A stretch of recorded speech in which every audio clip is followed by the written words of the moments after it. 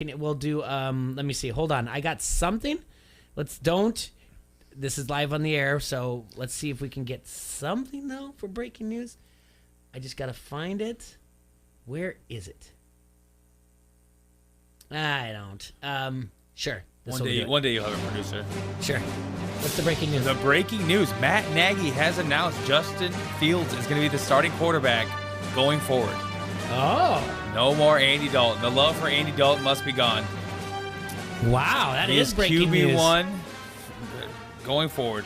That is breaking news. It's a great day. A good day to put the shirt on, too. Put the Bears shirt on. Yeah, Justin Fields on the back. Didn't maybe know. You had something to do with This just happened. 1 minute ago, Adam Scheffler reports. So the Justin Fields era has begun officially. Wow. No. All right. So that's good news for the Bears. It must be saving job time. Mm-hmm. It's got to be good news for the Bears. It's got to be good news for the Bears fans. I want to know if Andy Dalton's knee injury is a little bit more serious than what we anticipated. If maybe it's getting worse or anything like that. I don't know. I don't care. No, neither do I really. But yeah. So we just got pulled up on Facebook, and just want to remind everyone we were just doing a little preview. We're going to have Emily Van Buskirk on at 12:45, Lucy Rodine at 1:30. But besides that, we got other things to talk about. The AL wildcard game, Adrian. Did you bet the Yankees? I sure did. You sure did. Of course I did. And of course it landed right on 8. Yeah, and I feel just fine with it. I feel fine with losing $20 or more on the Yankees. It was not a large bet or anything whatsoever, but I feel just fine with losing money and betting the Yankees. Now I feel like I'm going to bet the Dodgers and jinx them as well. No. Let's not jinx the Dodgers. I don't need any Cardinals fans. I've been laying into the Cardinals fans a little bit, saying, "Oh, you're not going to beat Max Scherzer, and you're not going to win this game," and just chirping a little bit. Yeah, you don't think so? Chirp. Nope. You've been on gassed, the Facebook or whatever? Yeah, Facebook. In face, text messages. Anybody out there that's listening right now? They're minus 240. They're not winning this game. It's the odds are not looking good in their favor. Like the history is not looking good in their favor of how it goes. So that's an interesting. So you're telling me you don't want me to bet it? No, I don't need you to put any jinx on. No, you can bet it. It's a good bet. Dodgers winning is a good bet, 100%. Mm-hmm. I will say one thing. It did look like there was a little bit of fire in Boston last night. A little bit more than I expected to see. Absolutely. And after the game, the press conferences, everybody looked focused. Everybody looked like they had a high energy. Yeah. I kind of think Tampa Bay needs to be a little bit worried down there. Boston was a good team for a lot of this year. Here's the thing about Boston. They were up early. They chased Garrett Cole at 2 2/3, right? Or 2 innings and 2 batters faced. It's a lot of money to lose one game. And it sure is. A lot of money. And Boston still played like they were the team that was from behind. They with fire the entire time. Yep. No. Did you watch most of the game? Yeah, I did. So, if I remember right, Garrett Cole is now, what is that, 0-2? 0-2 in games that are wild card games like that?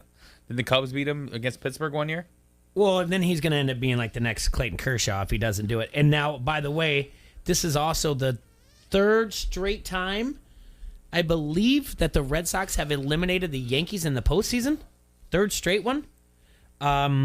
Yeah, 2004 ALCS, well, remember that one. The 2018 ALDS, and now the 2021 wildcard game. So, yeah, that's the 3rd straight time the Red Sox did that.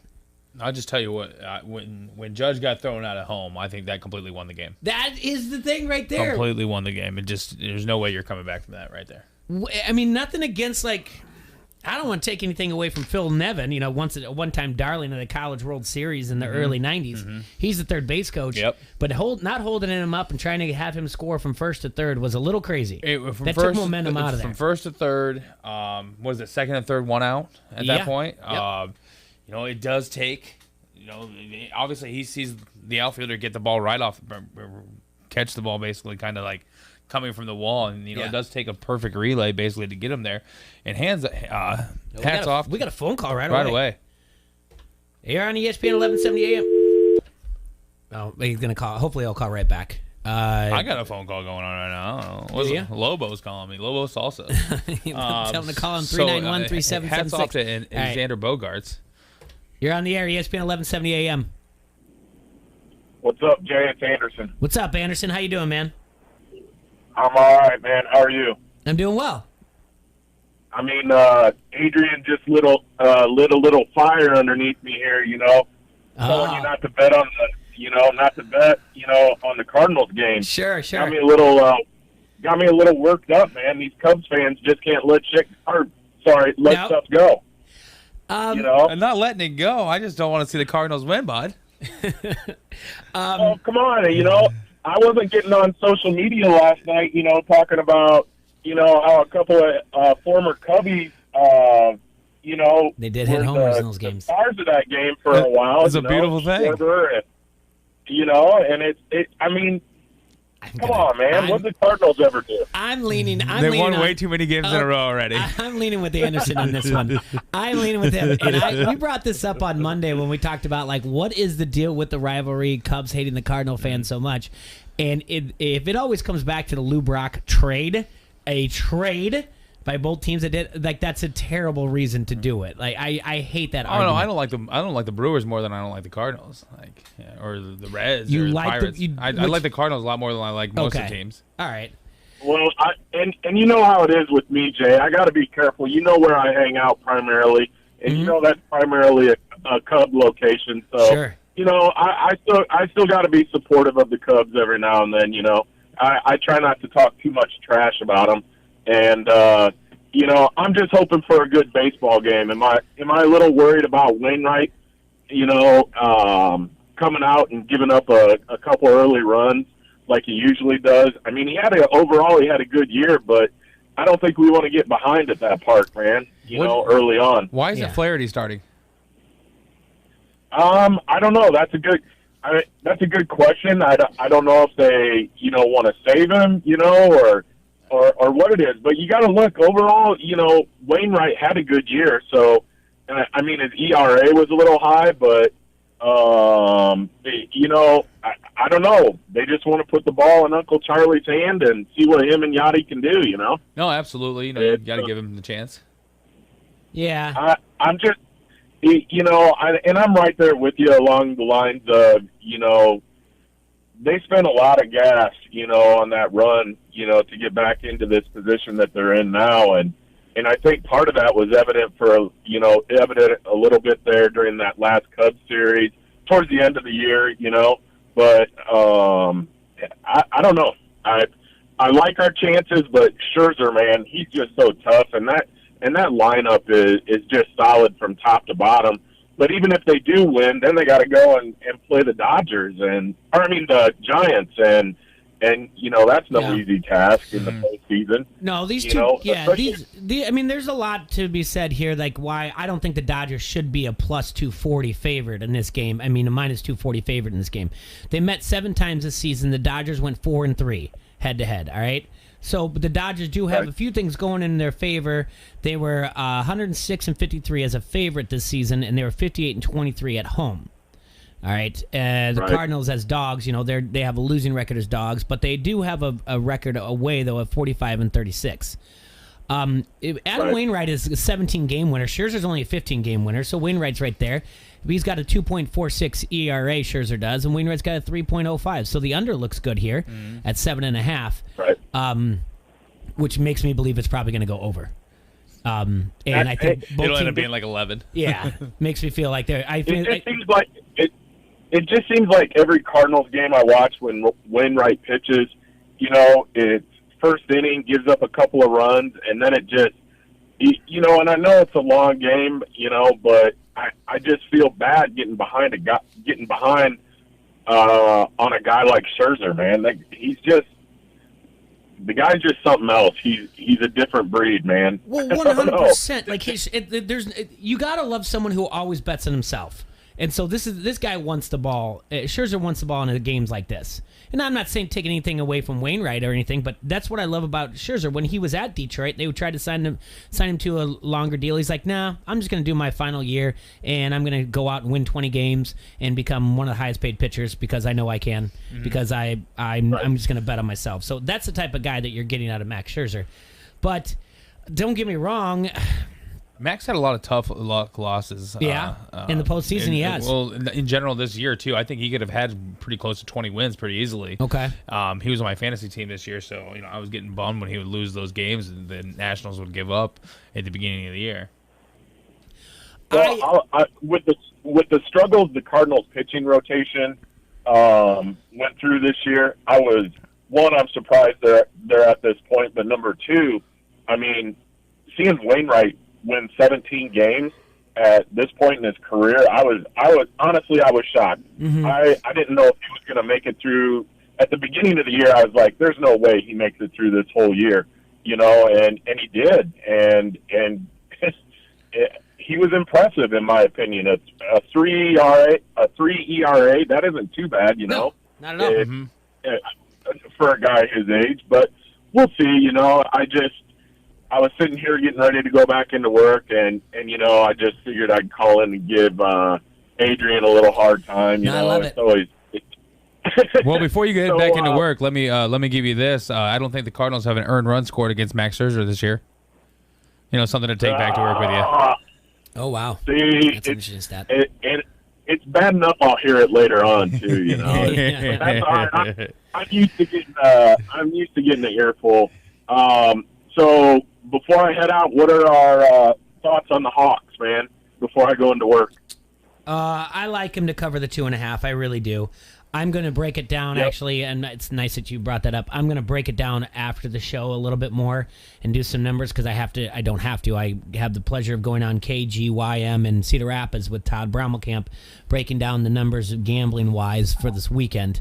I do like Iowa's defense. I think Clifford is destined for 2 interceptions in this game, and it just seems like it's one of those things Iowa's got one of those teams that right now they're just really good. The defense is just really, really good, and the offense looks like it's coming around. And there's no complaints this week. Real quiet. All the Petrus haters are real quiet this week. So if he doesn't show up. If we're down to like a field goal or overtime and he takes those sacks again with 3rd down in the 4th quarter, and you're going to hear it all over again. You're going to see the social media. But if it's just workmanlike and they can just do those short drives because they get the turnovers on the other side of the field, then the numbers don't really matter when you get the W. That's the one that matters the most, Right. Yeah. 11-2 as a starter. He's got the best winning percentage out of 13 games. He's tied the best winning percentage in Iowa history. Yeah, I mean, I haven't been down on the guy. I mean, when Iowa was on, his radar out of high school, and I mean, look what this guy did in college, in high school. What was he, California Player of the Year, at least once, right? I believe so, yeah. I mean, there's a lot of talent out there. We know that. The guy's talented, and I think we're going to see big things from him on Saturday, and I'm hoping he carries them along with the defense to a victory. I know it's a hot ticket. I was talking to my daughter this morning, a student at Iowa. Her 2 roommates sold tickets in the student section for $1.25. So if you buy the season pass as a student at Iowa football games, it comes out to like $22, $23 a ticket. Okay. They made $100 profit off of that in the student section. It's just crazy. Mm-hmm. I mean, it's definitely the biggest game. I know Fox is there setting up. I'm hyped. I think the Hawks are going to come out with the W, man. Yeah, and I was happy to see Bob Stoops put something out there about how Fox is doing it, and he's happy to come back to Iowa City. So kind of take a little bit away from the sting of not having game day there. But, yeah, it's going to be a great day. Anderson, you're going to be up there? No, okay. I'm not going to go. I waited until the last minute, and then I decided I wasn't going to open my wallet up. Gotcha. I was just wondering if I could be walking around after the Hawk Walk and see you at the tailgate, but that's fine. No, it would be, I wish I could, man, but no, I didn't open up the wallet for this trip. All right. Well, we'll be cheering them on, and good luck to your Cardinals tonight. I'll be cheering on the Cardinals tonight. Hey, thanks, buddy. And maybe after a Hawkeye W, if you're back in town at a reasonable time or whatever, maybe hook up for a celebratory or something. Hit me up. Absolutely. We'll try to get Emily to come and hang out with us. Yeah, exactly. So she's not doing the Hawkeye tailgate with us like we had planned. But, Yeah. That's all right. Yeah, we'll talk to her soon and see and get some plans lined up, though. All right, buddy. Thank you so much for the phone call. All right, fellas. Yep. Go later. Cardinals, Adrian. That's Jason Anderson, friend of the show. Thanks for the phone call. These two teams have met 5 times in the playoffs. In 1985, St. Louis Cardinals defeated the Dodgers in 6 games in the NLCS. In 2004, St. Louis defeated the Dodgers in the NLDS, the divisional series, in 4 games. 2009, the Dodgers defeated the Cardinals in the NLDS in 3 games. 2013 and 14, the Cardinals beat the Dodgers in the NLCS and the NLDS, 6 games and 4 games. So St. Louis does have history on its side here. As far as the gambling portion of it goes, this opened up at a minus 205, which is hefty, but it has beefed up to minus 240. Public is relatively split, but the reason why the money has gone up that high is because the sharps are in on the Dodgers to take over that. Let's see here. Big postseason favorites of 200 or more are 27 and 10, which is 73% over the past decade. So in the past decade, when someone's been a big favorite, it has come out to hit 27 times against the 10. So numbers don't look. The history is on the Cardinal side. Numbers don't look to be on the Cardinal side. I would like to know what Arenado and Goldschmidt's stats are in Dodger Stadium, because they've had to have played more games than anybody on that roster there, right? Yes, that's a great question. Yeah. Or pretty close to it. Maybe not. Maybe not Yachty and Maybe not Goldie, but Arenado definitely playing in the West. Goldie was at the Diamondbacks. Oh yeah. I'm too busy thinking. Yeah, so yeah, they've got to have it there. You mentioned we talked about during the phone call with Anderson, the social media. Boy, Cub fans really, really like to light up the social media about Schwarber and Rizzo. That you guys were just taking credit for everything that was happening in the game that had nothing to do with the Cubs. Nothing to do. Yeah, look at the Schwarbomb. Yeah. Schwarbomb just dropped on the Yankees. Oh, Rizzo answers. Look at these Cubbies. I said yesterday too when they were both leading off. I'm like, so Joe Madden wasn't crazy. You know what I mean? Joe Madden was the first one to put those guys at leadoff. Yeah. All right, we got to take a break here. ESPN 1170 AM. Don't hassle us. We're local. We'll be right back. After a quick word, I want to remind you to join Our Bar's Text Club. You get exclusive offers and updates that are sent straight to your phone. Also, you'll learn about event announcements, new recipes and content, contests and giveaway, and more. Text Our Bar to 1-833-302-2216 to sign up, or visit textourbar.com and sign up as well. Our Bar is located at 4907 Utica Ridge Road. From Busch Light to Bougie, the R Bar is something for everyone. The Twins were in on Monday. We had a little bit of some old-fashioned, and there was Busch Light there. So just like their slogan says, from Busch Light to Bougie, it makes it a great fit for you and your friends at the R Bar. Have a drink, grab a bottle of wine to share, and watch a game. You can do all that at the R Bar. Make sure to check out their Facebook as well for live music announcements. And don't forget to sign up for their text club. Text RBAR to 1-833-302-2216. They're going to have crowd going on there. You can sign up, or you can call in and get reserved tables. They're going to have a gold out for the game. That's at 3 o'clock kickoff. That'll be on Fox for the Iowa game this weekend.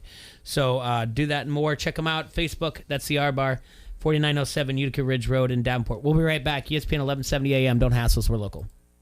And burning, snapping necks, and cashing. You like that? You like that? Give me a hell yeah! I said, give me a hell yeah! Hi, this is Derek. And this is Skip.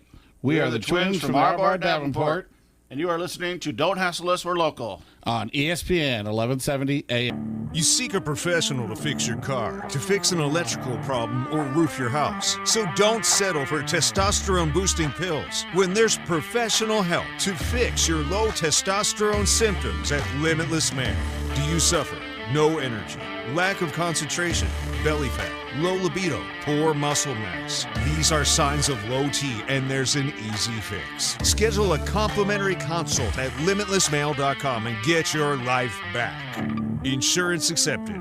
football, tennis, cross country, golf, soccer, volleyball, water polo. Fall sports are back at Augustana College, and the best way to watch sports is with all your friends, alumni, and fans of the men's and women's teams of the Augustana Vikings. Kickoffs and season openers are afoot as the stars of Augustana College take to the field, the courses, and court of the Carver Center and lace up those shoes for an amazing season that we've all been waiting for. Check complete fall schedules at augustana.edu. Augustana College, a family-friendly front row seat to big-time small college sports. Enjoy the Amana brand advantage only from Family Heating and Cooling. A+ Better Business Bureau rated and A-rated on Angie's List. You can trust Family Heating and Cooling to keep your home comfortable. Installing the highest quality Amana brand furnace and AC units with their lifetime unit replacement, you'll never have to buy another unit again. Ask about system discounts and Mid-American rebates available now. Call Family Heating and Cooling today, 563-359-1000. Treating you like family. Family Heating and Cooling, your Amana brand dealer.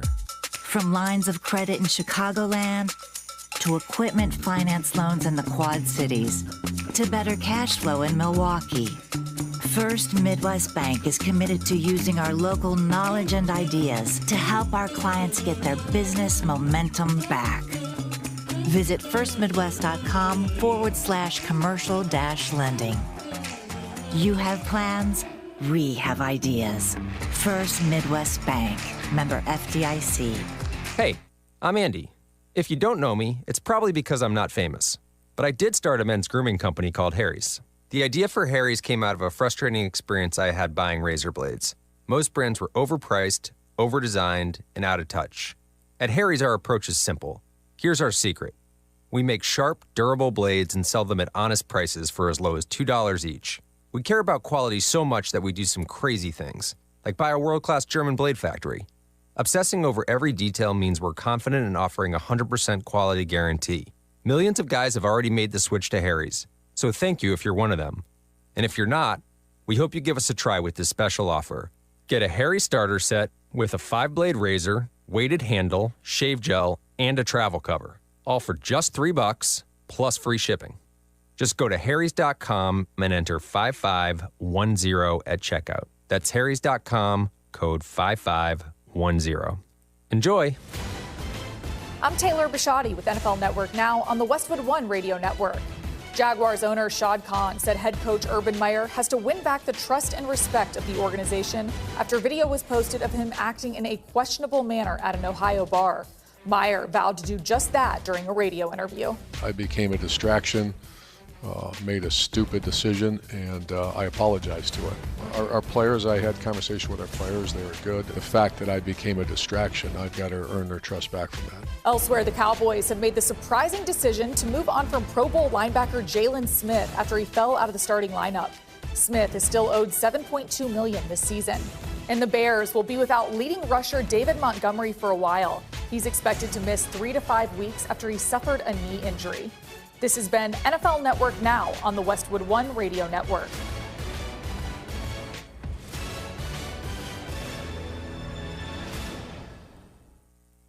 Texting enrolls you into reoccurring automated text messages. Message and data rates may apply. Come on, one more rep. You got this. 10. There it is. Nice work, man. You're a beast. Thanks, man. I feel better than I have in years. And I got to tell you, taking Nugenix makes a huge difference for me. Nugenix? That's the testosterone booster with TV ads with Frank Thomas. The big hurt, right? Oh, yeah. This is a legit product. The key ingredient is Testofen, which helps boost free testosterone levels and increase lean muscle mass. Well, it's clearly working for you. Hey, are they still giving out complimentary bottles for people to try for themselves? Yeah, Nugenix is a great way to increase lean muscle and feel stronger with more energy and endurance. Man, I need to get a complimentary bottle of Nugenix. No problem. You just got to send them a text. Text BEACH to 42424 right now for your complimentary bottle of Nugenix, the #1 selling free testosterone booster at GNC. Nugenix samples are not available in stores, so text BEACH to 42424 right now. Text BEACH to 42424. Text BEACH to 42424. Are you ready for some football?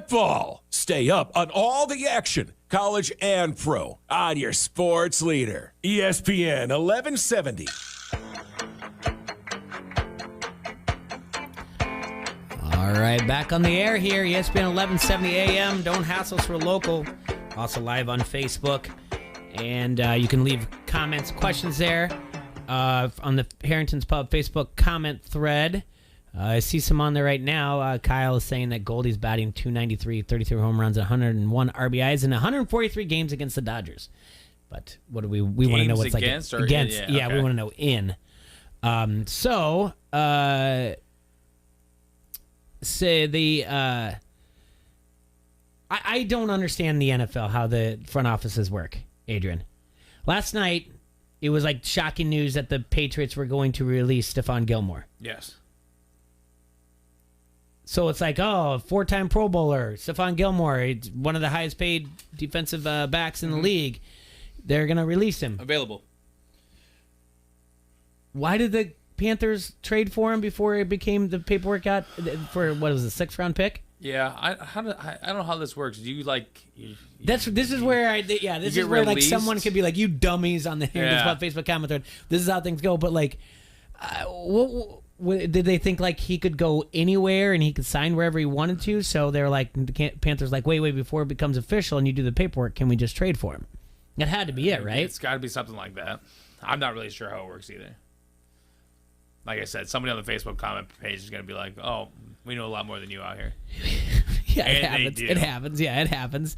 But it just seemed kind of weird. Like, I don't know. It's one of the, like, does Carolina, are they not an inviting team that they feel like we couldn't have got it with, we couldn't have signed him? I wonder if there's like also like a waiver kind of order to where like if you don't make a trade for him, then it goes on like a waiver order where you're not in line. Maybe. I don't know. The NFL does a lot of confusing things. The NFL is something else. This is, again, if you want to go back through things and you're like, oh, it's nauseating how much we talk about it, like, you just cannot help but to talk about what Urban Meyer is doing in Jacksonville. Mm-hmm. Like, this is crazy to me. Yeah. Like, this actions, this behavior is absolutely 100% like this guy does not get it at all. I started reading the reports after we talked about it last week. Not even about what the scandal that is going on. Not a scandal, I guess. Not even about what's happened to him on social media. Mm-hmm. But when you were saying how like it's almost like a part-time gig for him, you know, and like when you're a coach, you got to be there 24/7 and things. Yeah. Follow me here on this on SB Nation. James Datter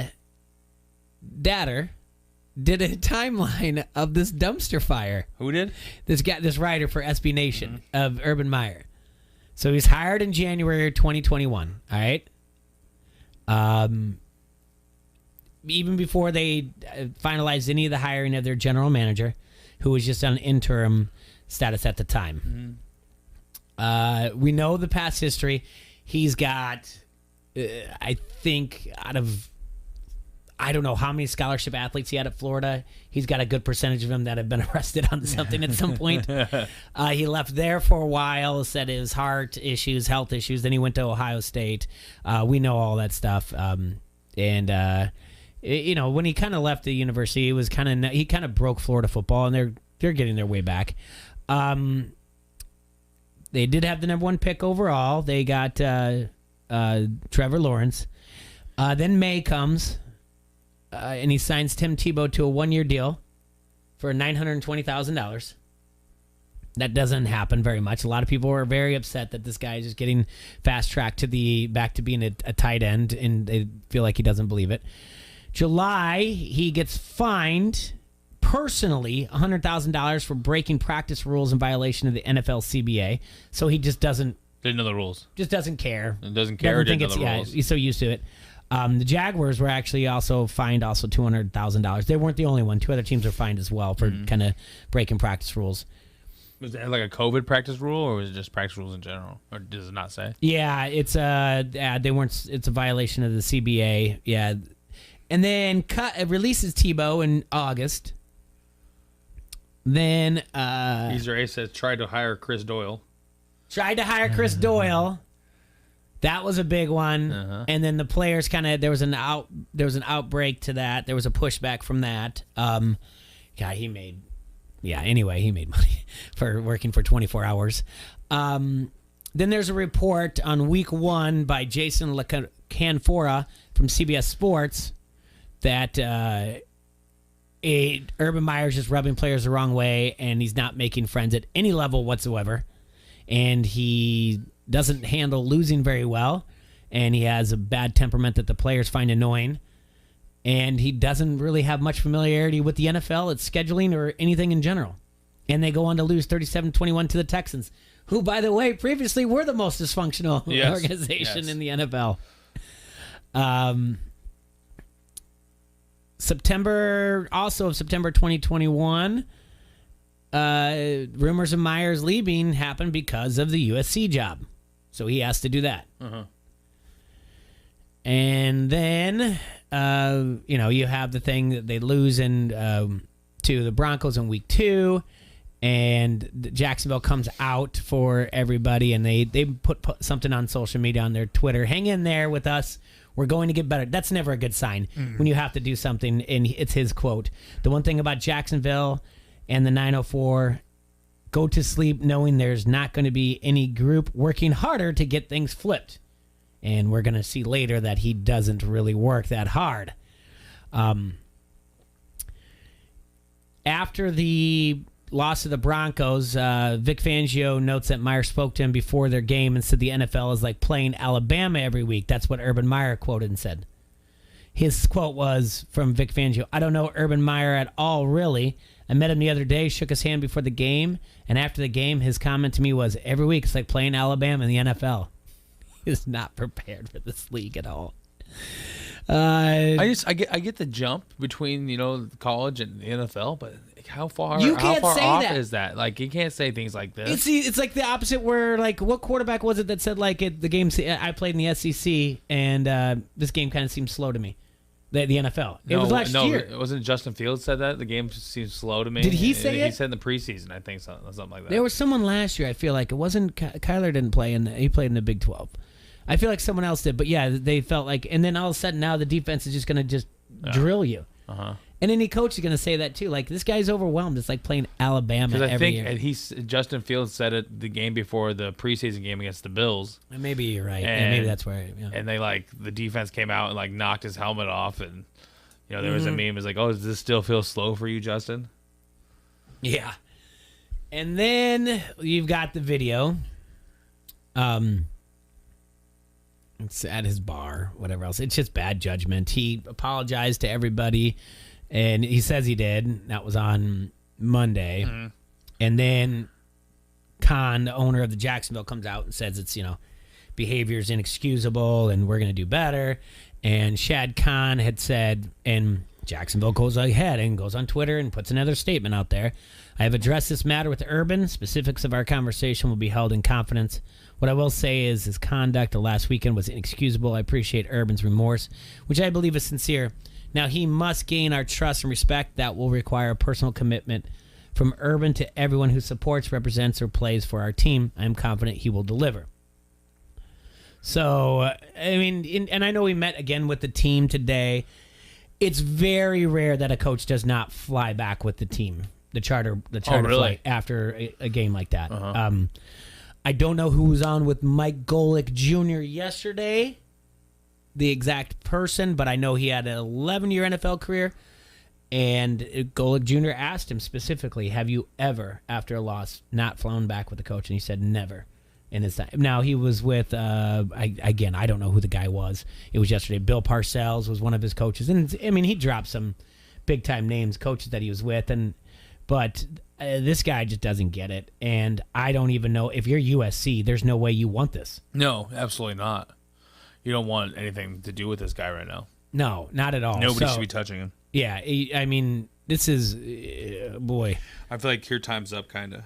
Huh? I feel like this is kind of his time's up. Well, and it's crazy because, we love to have fun with, we don't love. Love is a weird word. But the coach's hot seat is always a fun topic to have. Mm-hmm. And I'm always after on Zimmer's case or whatever else, but Urban's just doing it for us. Is this about to be one and done? Yeah. You think it's over? I don't even know. He thinks he's done is just unrepairable? Well, before we go to break, this leads to a great question, and it was on, I think, Simmons' podcast that had it when he was with Cousin Sal. What happens first? Does Urban Meyer get fired, or does Ben Roethlisberger get benched? because Ben Roethlisberger is like Ben Roethlisberger. This is what reminds me. So I was thinking about this today, and Ben Roethlisberger, like, the gay, ooh, and he took less money this year and made it seem like I'm doing it for the team. Obviously, that's really not so much case. Is he going to come back? Does he have another year in him? You should be sitting down for the team. And it's one of those things like, well, we can't tell him no because he's Ben Roethlisberger, but he's going to let us play for less. So, okay. Yeah. I mean, he's going to get us to, I mean, Tomlin himself probably could get you to, you think, to over 500 winning percentage, and Ben will get you 1 or 2, but it's not looking good. So I don't know what the over-under or who's going to be first, but Urban Meyer is, I don't even know if he's one more bad decision away. I don't even know. I just, maybe even a loss. Oh, you don't think he's going to make it through the season? Oh, I don't think Urban Meyer's making it through the season. Oh, really? I do not one bit. Let's. Do you want that? Do you want that already though? Through the Jacksonville Jaguars? I mean, I could see them completely getting away with him, getting rid of him, come the end of the year, but through the middle of the year. The best thing I could do is probably to reach out and find a beat reporter or whatever else that will come on the air, but I just don't see how he's got the locker room. All right, so they got the Titans this week. They're hurt. By the way, congratulations to everybody who had Julio Jones hurt by week 4. and all the. I wish I was a prop bet. Sorry to my friend Jay Money, who's an Atlanta Falcons fan, but dear Lord. All right, so they go on to bye. This will be week 5. And then 6, they have the Dolphins. They have week 7's their bye. So they lose at home to the Titans and Dolphins. 2 weeks as a new coach. I'm thinking maybe that's going to be it.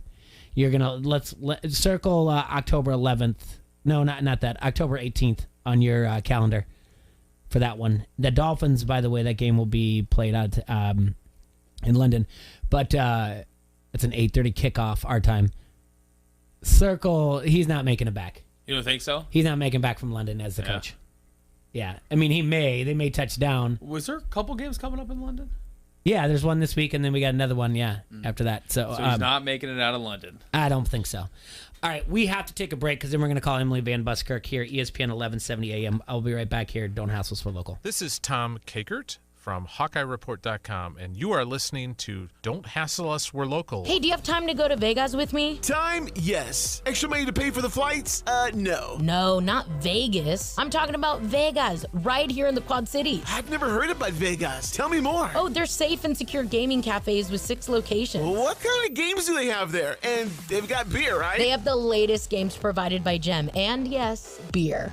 Sounds like I'm gonna save on flights, have fun, and win big. To find out more about their locations and hours they're open, visit VegasGamingCafeIL.com. When you open an essential business checking account at First Midwest Bank, you'll earn a $500 bonus. But that's not all. You'll also have your own local banker who knows your business. A $500 bonus plus a local bank to help you succeed. That's banking with momentum. Visit a First Midwest branch to open an essential business checking account by November 30th, 2021. $100 minimum deposit to open. Available to businesses located in Illinois, Indiana, Iowa, and Wisconsin. Must complete all bonus requirements to be eligible. Details available at firstmidwest.com/smallbiz, member FDIC. So, what are you sipping? Whether it's our freshly ground coffee to wake you up, or an icy Polar Pop cup or Froster to keep you going, our new Sip and Save drink subscription at Circle K will keep you refreshed every day. Join Circle K's Sip and Save and grab any size drink every day for just $5.99 a month. Yeah! Start sipping and saving today. Just sign up with your mobile number when you check out at Circle K.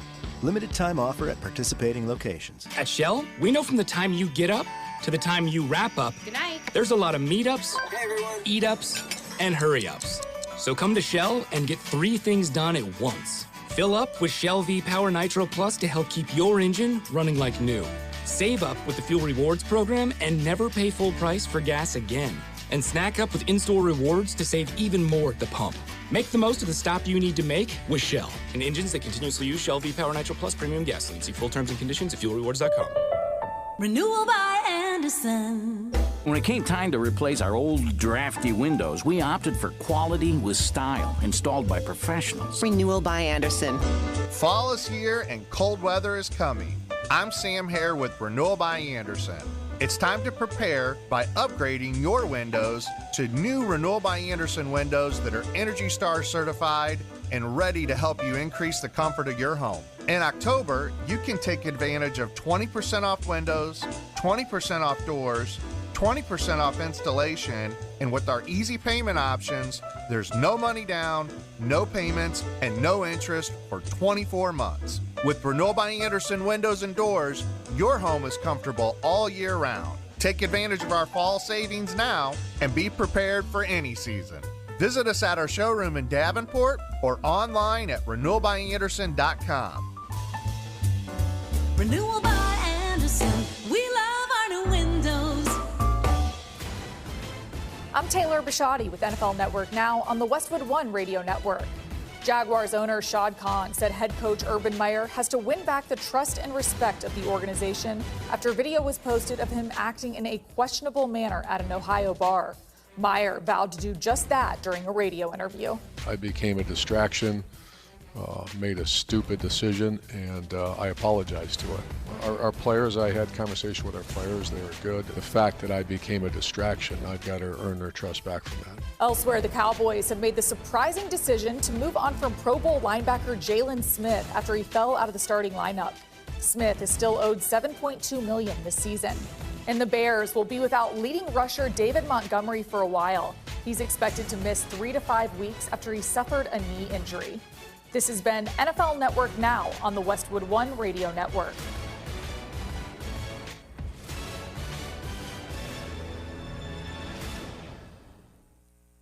Texting enrolls you into reoccurring automated text messages. Message and data rates may apply. Come on, one more rep. You got this. 10. There it is. Nice work, man. You're a beast. Thanks, man. I feel better than I have in years. And I got to tell you, taking Nugenix makes a huge difference for me. Nugenix? That's the testosterone booster with TV ads with Frank Thomas. The big hurt, right? Oh, yeah, this is a legit product. The key ingredient is Testofen, which helps boost free testosterone levels and increase lean muscle mass. Well, it's clearly working for you. Hey, are they still giving out complimentary bottles for people to try it for themselves? Yeah, Nugenix is a great way to increase lean muscle and feel stronger with more energy and endurance. Man, I need to get a complimentary bottle of Nugenix. No problem. You just got to send them a text. Text BEACH to 42424 right now for your complimentary bottle of Nugenix, the #1 selling free testosterone booster at GNC. Nugenix samples are not available in stores, so text BEACH to 42424 right now. Text BEACH to 42424. Text BEACH to 42424. When sports news breaks and you're at work, you won't miss a moment. Download our free mobile app now. This is the Quad Cities sports leader, ESPN 1170 AM. All right, back on the air here, ESPN 1170 AM. Don't hassle so local. Jay here in the Hassle Castle with Adrian. We're going to give a phone call to Emily Van Buskirk, our college football analyst, our expert, who will be in town all the way from California this weekend in Iowa City for the Iowa-Penn State game. Did I do that again? Man, why do I do this every time? How do I not know how to work this by now? I mean, you're the guy. I'm not the guy at all. Like you would think like last 2 times we called her, it didn't work dialing out, right? And I had to use my phone. So, oh, that is right. We did have to use your phone, didn't you? Yeah. Are you just not hitting the right buttons? Maybe. There's a lot of buttons over there, Jay. I know. What am I doing wrong? Something's not right here. I'm doing everything just fine. Do you have to dial it before you put it on the line? No, you seize it, and I love how we're talking through this while people are on the radio. Hey, maybe somebody can call in and help us out. Seize it, and then is she listening now? Maybe she can call in. No, she's not. Well, why would she be? She's waiting for a phone call. Yeah. What in the actual hell here? You think we take a break right before this so you can figure it out? Look, and it goes straight to idle afterwards. It goes seized. 9. Ugh. You would think I would like get off the air and then turn around and nope. And then I would like be like, hey, talk to the anyway. One day I can make it work. When it's not that big of a deal.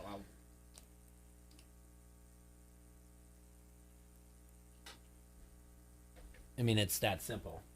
Hello. Hi, Emily. Good morning. Hey, we had some problems with production getting it calling out from our 391-3776 line. People can call in, but apparently we can't call out. So I call from my line. Anyway, Emily Van Buskirk is on the air with us right now. And Emily, you've done a lot of travel already for this season for college football, but nothing more important than this week.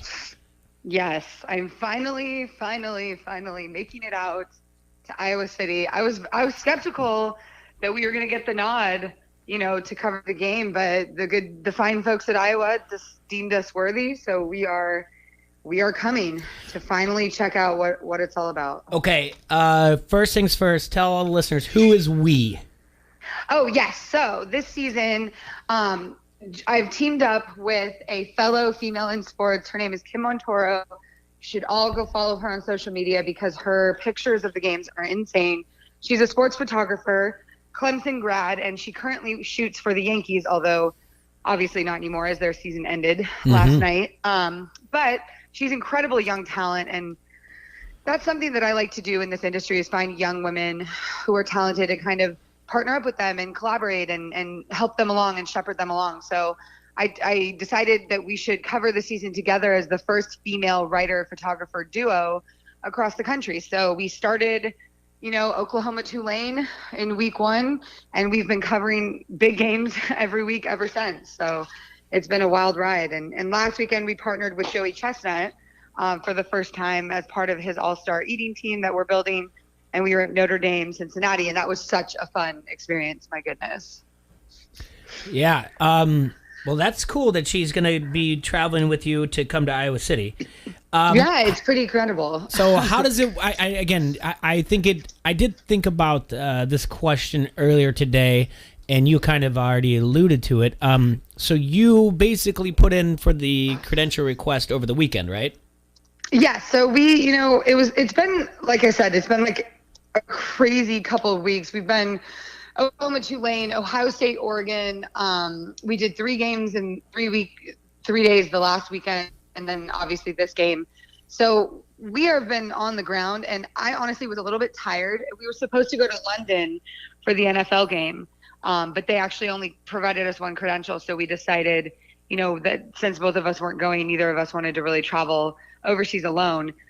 So it looked like maybe we were going to have the weekend off, which was okay with me given, I'm older now, so it's a little bit harder to do these trips. But, we saw that Iowa, Penn State was playing. It's the big game of the weekend.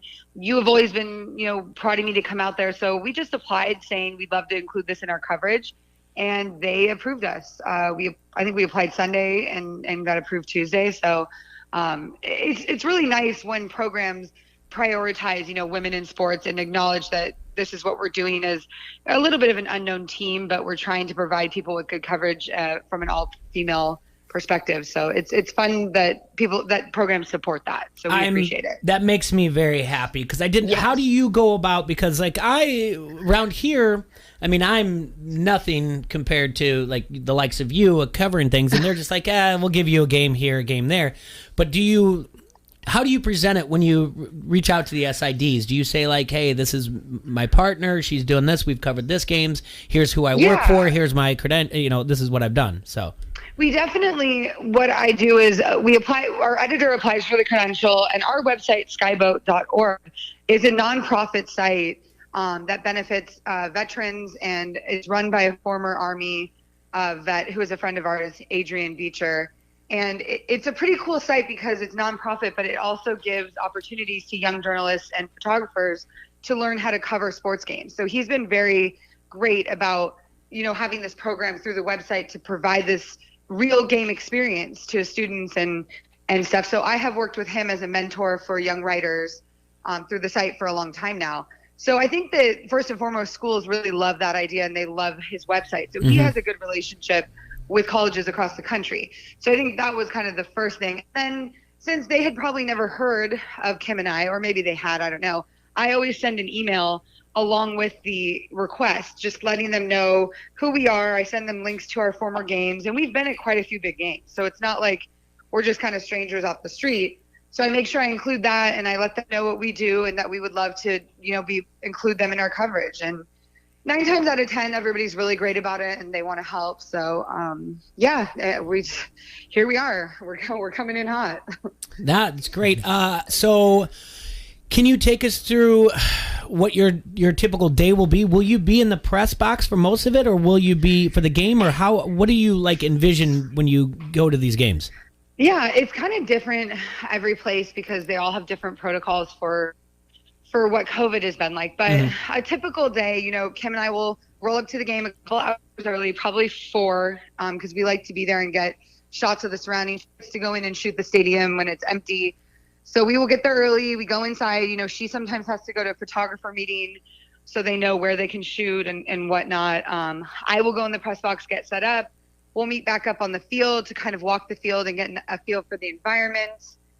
And then sometimes we'll go out, like with Joey was a little different. He was in the president's suite at Notre Dame and he went out to the tailgate. So we were kind of shooting content there. And I was up in the box with him for the game instead of the press box, which was so weird. I kept feeling like at any moment I should be kicked out because I do not belong in a president's suite. It was very strange. But normally I'll be in the press box, got my stats up, watching the game play by play, marking down scores, taking a break at halftime, talking to the other journalists out of there, because this game will have a lot of big name journalists. I know Adam Rittenberg from ESPN is going to be there because we already talked about it. I saw him at Notre Dame. There'll probably be a couple other big names in the house. So it's a busy day start to finish, and I'm excited. Well, and we're excited to have you. Obviously, like you said, we've been pushing for you to come into town and to cover an Iowa game. Yes. I think it's going to be great. I think it's going to be a different experience for you because, it's obviously you're already biased. Like it feels like you're already biased against us because we push so much for Iowa. But I think you're gonna love it. I think you're gonna walk away with a special place in your heart for the University of Iowa. I always have a little bit, I will not lie, a little bit of bias for the home school because they're the ones you have to give credit to the athletic administration for putting on a game day, especially during all the COVID stuff was not easy.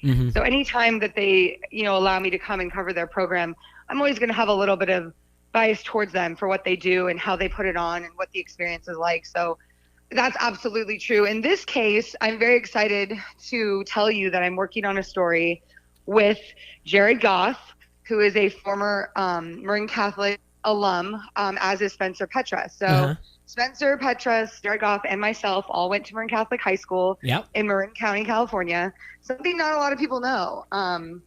So I reached out to Jared through some friends and asked him, do you follow Spencer? Do you keep track of this high school alum, because I keep track of Jared because of that.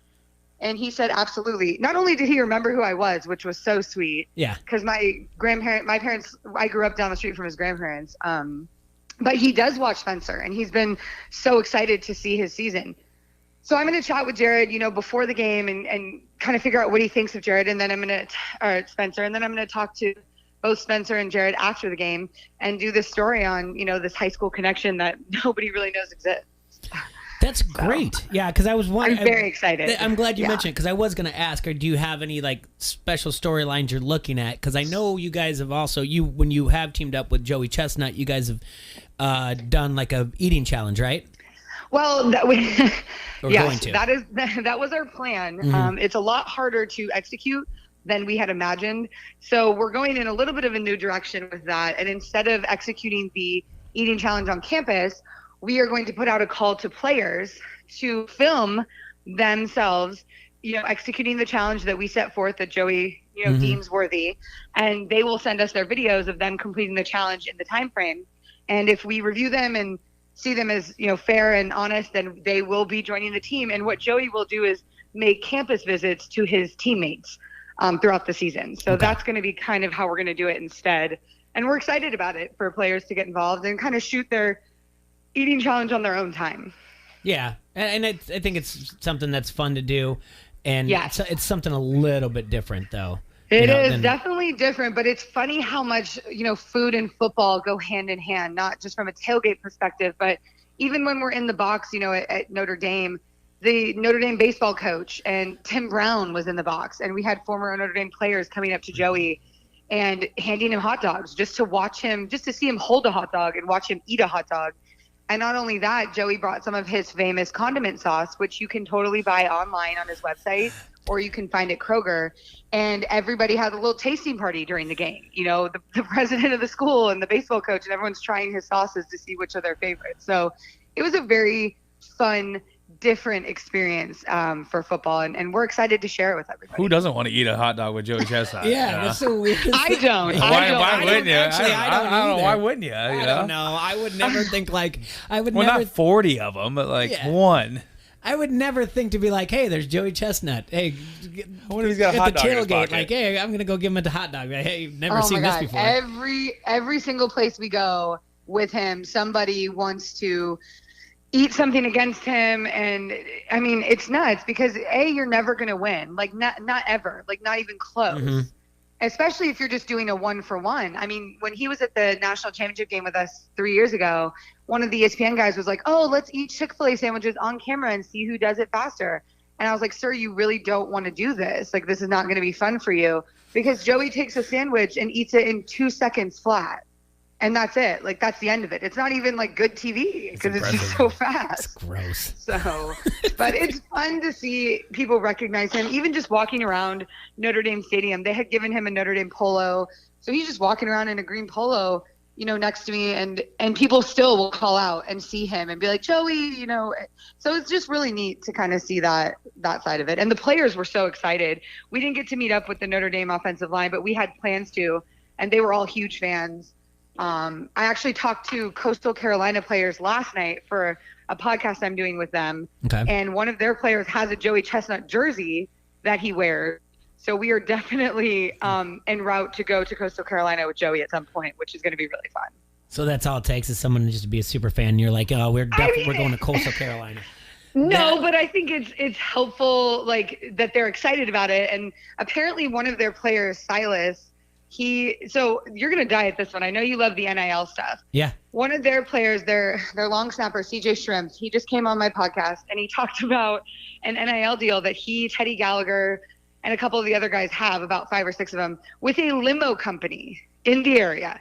So one night they decided they wanted to go out, and they called up this limo and they threw down on it and they went out in the town. And the lady liked them so much, she said, hey, let's partner for the season. So now these 5-6 players get dropped off at every game in a limousine, every single home game. And then in exchange, they post on their social promoting the limousine company. And then they get to use the limo after with their friends and family to go to dinner and do whatever. Tell me that's not amazing. It's great. That's amazing. That is that's a great story, and I'm happy. You nailed it. I do like the NIL when they're doing fun things like this instead of just like wearing a T-shirt here and there, right? Or just signing up with random Barstool accounts or whatever else. So exactly, I think this is so great for hometown economies, for the college, businesses, and stimulating it. And so, when we go out there with Joey, they're like, you're coming in the limo on the way to the game. We're gonna get the whole experience. So we're very excited to partner with Coastal. Coastal Carolina has made college football fun again. So I cannot wait to get out there to Conway and check it out. One last Joey Chestnut thing so we get back on track here. Do you get kickbacks for pushing his condiments on the air? Because you really did a good plug there. It was like wherever you can find him, and even Kroger's. So. Well, we'll definitely I'm going to bring some for you. I just like to get the word out there for him because the reality, Joey and I are very good friends, and he's not going to be able to do this forever. There is a shelf life on how much you can put your body through. And what people don't realize is he's building this name and brand outside of the actual competitions, and it's like a lifestyle. So there's nobody that knows more about food, arguably, than Joey Chestnut. So, he had launched these condiments. They're very good. I'm like a huge sauce person myself, so I was very impressed with like what went into creating them and why. And he's going to have like all these kinds of food lifestyle type things coming out eventually. So I just help a friend. I think it's great what he's doing, and I like to connect all of these people together. So no, I do not get a cut, but I get to enjoy as much sauce as I want, I guess. So Emily, I know we're here to talk about football, but is Joey training anybody to keep on his legacy, or is he, to keep this going, or does it end with him? That is a good question. It's not really a sport like that where like he has friends within Major League Eating, and they're a very close-knit family, and there's a couple young up-and-comers, but it's just so hard to get anywhere near his level, especially in the hot dog contest. I mean, I think the second place guy is like 20 back. So I don't know that there is one. There are some good eaters out there. Nick Weary, who is married to Mickey Sudo, who's the women's champion. He's incredible. There's a young guy out of Vegas, Derek Henderson, who's an up-and-comer former football player. He's very good. Darren, I can't remember his last name. Darren, he's really good. He finishes up at the top. There are good guys, but I don't know that there's anyone that he's training to take over his legacy. I'm still waiting for the day, we talked about this, that Kobayashi comes out of retirement randomly and decides to challenge Joey for the crown, because I feel like that would be like a movie. Like, Must you can't see script TV. that. Oh my God, it would be incredible. So I'm still holding out for that. So we'll see what happens. I like how she said up and comer, like, you know, like. Yeah, in the eating. It is a world. full-on It's world, fun. my That's friend. great. Like I went to the hot dog eating championship this year in Coney and got to meet all these guys and do stories on them. George Chigger, another one, his uncle played in the NFL. Like, there's so many of these stories of these guys, how they get into it and what they're trying to do and how they grind, because Major League Eating supports them, but they have to really promote themselves. So they go out on the road and do challenges and produce content together. You know, like after the hot dog eating contest, we all went back to the hotel and, you know, we'd been at the after party and they were like, well, what can we film since we're all together? And so we got in the elevator and they just decided to see how many beers they could drink as we went up and down the floors, like try to chug. So, I mean, it's just the wild, wild west for them. It's crazy, but it's really fun to watch. Crazy. Absolutely crazy that they just make, let's just chug beers in the Like, elevator. let's do this Okay. challenge. Well, I mean, they're not just chugging one or two; they're chugging like 12 to 20. Yeah. So it's impressive.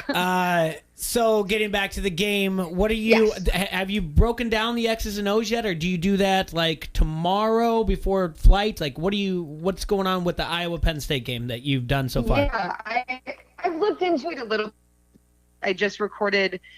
I do a lot of AAC stuff for SB Nation, so we just recorded our podcast, and I just actually caught some heat on Twitter for not talking nicely enough about Cincinnati's win, instead, you know, focusing on Notre Dame's loss, which I get from a group of five. You're very excited that you win that game and whatever, and Cincinnati's obviously very talented. Desmond Ridder is the truth, but I was not impressed with the way they conducted themselves. After every down, every big play, every little play, they would get up and just kind of shove it in Notre Dame's face. And I wanted to act like you've been here, but the truth is they haven't been there, so they didn't know really how to act. So for me, that was kind of like a turnoff to the program. And I want to like Luke Fickell, but I feel like maybe he needs to rein in the kind of swagger and use it for good instead of evil, because it did get chippy at certain points because they would just be rubbing tackles in faces, and caught several photos of guys just being kind of assholes. So that to me was frustrating. So we just wrapped that podcast, so hopefully we'll get a little more love from them, but I haven't quite turned all of my attention toward Penn State Iowa yet. But I do know that I'm excited to see Spencer play in person, and I'm excited for the environment, because I feel like that's going to be a huge factor in this game with these two talented teams. Yeah, it's always a good story. We talked about this yesterday. Media has not really amped up too much about how Coach Ferentz is from Pennsylvania, but it's always a big game that he plays against. He's from Pennsylvania. It's a big deal. And then Sean Clifford, the quarterback of Penn State, his father actually played football at the University of Dubuque, which is about 76 miles north of where we're at right now. So there's ties here and everything. It's an afternoon game. It'll be a lot of fun. I know the atmosphere is going to be great. 70,000. It's sold out. And I'm excited for you to just about the wave. I really am. I know, and I've been wanting to see that. I'm scared because I'm building it up, and I know it's going to be incredible. I need to make sure I'm in the right place to see it. I don't know if from the press box we can see that. Yeah, you can. Oh yeah, you're gonna have a great view no matter where you're at. 100% you can. Yeah. Yeah. I know Kim's excited because she loves shooting things like that. She gets the most amazing pictures of flyovers and fans and stuff like that. So she'll have her giant telephoto lens and she'll be shooting some stuff. So we'll share those pictures after. Yeah, I'm just excited to see you guys too. This is great. And we'll get to that in a second because it's fun. Everyone's excited. The people that are around the area be like, "Is Emily going to be out?" I'm like, "I don't know. We got to figure it out." But we'll get to that. Oh yeah. The press box is on the west side. The hospital is on the east side. If if you do have the opportunity to get down on the field with, I'm sorry, why I forgot her name, I have no idea. Did you say Kim? Kim. Okay. If you have the opportunity that you can go down to the field and be on the west side, it's incredible just to do it with her to see the shot that they're going to get. But you will be able to see it from the press box side. We'll have to see. It's different. Every single school has different. Like for Ohio State, we were down there the last 6 minutes of that Oregon game, but like in Notre Dame, we weren't allowed on the field pregame. So it really depends on the school. So we'll see. But I'll definitely be roaming around, the tailgates and the concourse. I like to get an environment feel. So and then. Yeah, and again, you've got so many different experiences like before the game starts. I mean, I would tell you like the Swarm when it comes out, but really, obviously, the one that I want to hammer home is the Wave, which I still believe is the greatest tradition, and it's not a very old tradition, but I think it's one of the best in NCAA football right now. But make sure you tell your fans that are listening if there's anything that I need to see for sure that Kim and I should check out at the game. Please tweet it at us and let us know because we are always looking for stuff to check out while we're there and little quirky things that people may not know about. So absolutely. I will we'll do something on Twitter and Facebook and try to tag you and say like, hey, where should she go tailgate? I don't know if it's a big deal. The Hawk Walk, is that big of a deal? 2 hours? Yeah, we love getting the players walking in. That's a good. You kind of get an energy from the team, whether it's all business or if they're having a little fun. You want to see them be kind of loose. Yeah. For a big game, not too serious. I know Kirk Ferentz is very serious guy, but you want to see them with a little bit of smile and swagger because it means they're going to be loose. You don't want to see them too tight. That's how Alabama lost to Clemson in the Natty a couple years ago. So. The Hawk Walk, the beauty of that is you leave the tailgate situation of adults drinking and talking about how the Hawks are going to win by 1 million, and you have more of the kids involved because they're watching future. They want to be Hawkeyes, and so you have the family aspect of the Hawk Walk, and I actually got to experience for the first time this home opener with my son. I'd never, because I'm a Hawkeye fan who's the guy I just described, would rather sit around the tailgate talking about how they're going to win by 1 million. So shout out to the guys that washed up walk-ons for that. But yeah, and so I do have to say this, you're going to be in town in the Quad Cities, right, this weekend? Yes, we are going to stay. We're flying into Chicago. We're going to rent a car and drive out to you guys. And that's going to be home base for the weekend. I figured it'd be a little easier staying there than trying to do too much in Iowa City. And, anytime I get a chance to come to Quad Cities and see you guys, that's going to be a big part of the trip for me. So I'm excited for you to meet Kim. I'm excited to see our usual haunts. Mm-hmm. Yeah, it's going to be fun. Yeah, and I have to thank Chopper from Locals Love Us for helping us out, finding a place for you. Have to thank Stony Creek Lodge in Moline for putting you guys up. And you know the deal. Anytime, we support you. Anytime you come in town, we're going to do the best that we can to put you up and make sure that you have a good time here in the Quad Cities. Question incredible. Here on the Harrington's Pub Facebook comment thread. Who do you have tonight, Dodgers or Cardinals? Okay, well, fun fact about me is that I worked for the Cardinals. That's true. 2 years ago, and one of their players that has risen in the ranks, Lars Nootbaar, is one of my closest friends from that year. So really? I will never be a Dodgers fan. I was born a Giants fan.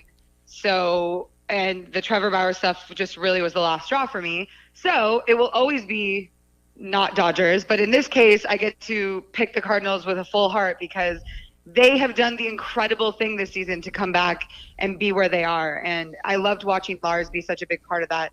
And also Adam Wainwright is one of my favorite pitchers. How can you not be romantic about pitching when watching Adam Wainwright? He's incredible. So when you're a Cubs fan, that's how. He is an all-around good guy, okay? Like, there's nothing you could say about Adam Wainwright. He is an angel. Why did I somehow just feel like you just described the movie For the Love of the Game when you're talking about being romantic and Adam Wainwright and pitching? Yeah. User A says, do you think the Giants can win the divisional series? Oh my God, the New York Giants? No, it's San Francisco. No, I'm kidding. This is what I'll say about Giants. It's been incredible what they've done. Nobody thought it was really that possible because it was a down year for Bay Area baseball, and they've suddenly climbed back in. I don't know that they have the depth in their roster to pull off like what you need in these postseason wins, because that's honestly something that matters. Age, depth, and endurance down the line. So I would love to see them do well, but I don't have that much faith in the Giants roster this year, unfortunately. Have you ever met Gabe Kapler? I have met Gabe Kapler, yes. Do you want to convince me that he's a good manager? I thought you were going to say good guy. I don't know that either. You can give me either one of those. The thing about Gabe, and I don't know him like well enough where I would call him by his first name, but I have interviewed him and worked with him. He's very charismatic. People like him. He's very much a clubhouse guy's guy, so the players like him, being a former player himself. So he kind of hits all the checklists when it comes to managers. That being said, he does have stuff in his past, the stuff that with women in the past that you don't love to see. And sometimes it feels a little too smooth to me. He does use the charisma and his good looks, to his advantage, which is great because that's battle armor and I get it. But sometimes I feel like I'm not getting the full story from him. It doesn't always feel earnest, if that makes sense. Yeah, no, it does. Yeah, I got that. But that being said, like he knows how to motivate the guys and he is a very good manager in that regard. I don't know that I always agree with all of his moves, but I know that the guys are like all in, that they've bought in. So. Well, it's worked out. I mean, we kept the Giants out of it all year long and they've got, they somehow got in. Yeah, they got in there, and he probably will be the National League Manager of the Year. Yeah, but, well, he has the face for it, I guess. Yeah, well, he's got a big forehead too. She's all about his face right now. Like it's just that's what everybody talks about. I don't personally see it. I don't see it, but when you bring up Gabe Kapler, that's like the first thing, especially a lot of female fans, like they think he's very handsome. It's like Jimmy G. It's like the Jimmy G syndrome. Really? In baseball. I think he's got the biggest head in the planet. I'm like, it's got to be steroids involved. Like that head is so big. Like that hat size is off the chart. Like they don't even have that on like Fanatics. If you're like, oh, hey, I'm gonna get a fitted hat, and it's like, nope, your size is not registered. So, I mean, you'd be surprised how big Bruce Bochy's head was big. So maybe that's just like a Giants manager trait. Like you have to have a big head. Yeah, monster domes. Qualifications, like first thing, just the biggest head ever. Can you wear this hat? Yeah. How do you look in this? No, it should be a fun game Barry tonight. Bonds had a big head too. He did. Not anymore, but he did. Yeah, not anymore. He did in 86, 87. You can look at his rookie card. Yeah. What did you think about last night's game? I unfortunately did not watch. I honestly haven't watched a lot of baseball because football has just been all consuming this season. You'd think only 5 weeks in we'd still be easing in, but it was like from week one, all of these crazy games and upsets. And even this last weekend, we're still dealing with the fallout of even in the AAC, just having losses, Temple upsetting Memphis, something that no one really cares about probably, but is huge in the infrastructure of the conference. And especially when you're dealing with all the restructuring that's going on and who the American's going to add, them getting turned down by, the Mountain West schools was a big deal. So it's like every single day it's something with this college football. So I can't even really enjoy other sports at this point, unfortunately. All right. Now we're going back to the Iowa-Penn State game. Iowa's favored by -2.5. What do you see here? What do you like? Just off the top, before you've done your research, what do you like here? Right. Well, in my heart, like I like Iowa to win this. And I feel like I know the quarterbacks on both sides are going to make some mistakes because that's just the kind of disruptive team that both of the teams are. So I think it's going to come down to who will make the least amount of mistakes. And I just believe in Kirk Ferentz coach teams. Like he seems to me like, and it's nothing against, Franklin. I think he's probably great too, but age before beauty is I think how I'm going to go in this game. And I just think Iowa and having that home field advantage is a big deal. And it's very hard to come in and upset a team in front of 80,000 of their own fans. And that energy is so important. So my biggest question is, does Iowa have a stadium DJ? We're going to have to find that out because that to me is the X factor. That is how Louisville beat UCF the other night in Louisville. It was entirely the stadium DJ at the end of that game. And I'm a huge proponent of that kind of energy being curated. Who? No, all right.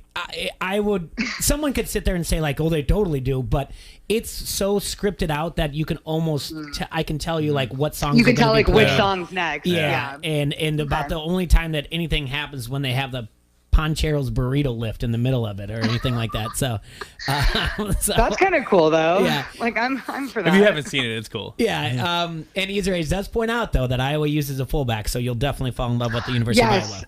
Yes, I was going to say that next. Obviously, my fullback love has taken a little bit of a backseat given I haven't been able to watch too many Big Ten games because of my other job. But I'm excited to finally, get to scout the fullback and see some real fullback plays in person. So very excited for that. Okay, Emily, you're flying in Chicago. Roughly, do you have an ETA? I don't want any stalkers out there, but if anyone's out there saying wait, when can we have a meet and greet with Emily on Friday night before they go? What's a rough time that maybe we might have a Tito's and soda. Hold on, Tito's soda with a splash of cranberry, right? Exactly. And Yeah, a lime. see? Yes. Yeah, I pay attention.